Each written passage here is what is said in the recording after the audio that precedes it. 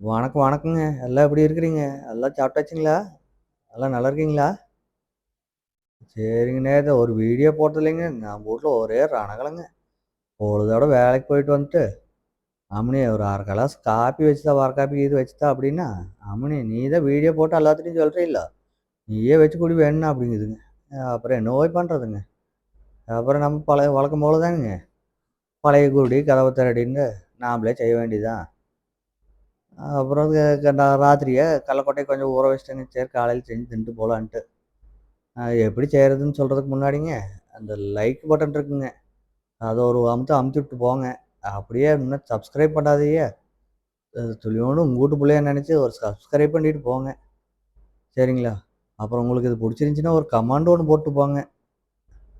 இதுக்கு நான் ஒரு 2 கை சேர கடல கொட்டைய எடுத்து ஊற வச்சுட்டேங்க ராத்திரியே.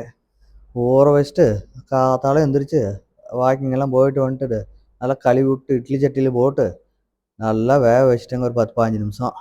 அது வெந்த பின்னாடி ஒரு சட்டியில எண்ணெய் துளியோண்டு ஊத்திங்க. கடுகெல்லாம் பொரிஞ்ச பின்னாடி, வெங்காயம், மொளகா, கருவேப்பிலை எல்லாம் போட்டு தாளிச்சு விட்டுட்டு, நல்லா கெளறி விட்டுட்டு, அப்புறம் கடலக்கொட்டைய எடுத்து போட்டு, அப்புறம் இன்னும் மொளகாத்தூள் கொஞ்சங்க. அது மொளகாத்தூள் அளவு என்னன்னாங்க, இந்த டீக்கு போடுவோம்லங்க ஸ்பூனு, அதில 1/2 ஸ்பூனுங்க. மஞ்சத்தூளும் அதே மாரி தாங்க. அப்புறம் எல்லாம் இது பட்டை, கிராம்பு, சீரகம் இதெல்லாம் போட்டு அரைச்சு வச்சிருப்பாங்கல்ல, அது ஒரு மசாலா. கரம் மசாலாங்க. அது துளியோண்டு போட்டுங்க, 1/2 ஸ்பூன் போட்டு நல்லா கலறி விட்ட பின்னாடிங்க, அப்புறம் நம்மளுக்கு இப்போ இது மாரி வறுத்தா தேங்காய் போட்டா தான் புடிக்குங்க. அதனால தேங்காய் போட்டு, கொத்தமல்லி போட்டு வறுத்து எடுத்து வச்சாச்சுங்க. கடைசியா அப்புறம் போய் சாப்பிட்டா, அப்பப்பப்பப்பா! என்ன ஒரு டேஸ்ட்டு. நீங்களும் செஞ்சு பார்த்துட்டு கொஞ்சம் சொல்லுங்க பார்க்கலாம். வணக்கங்க.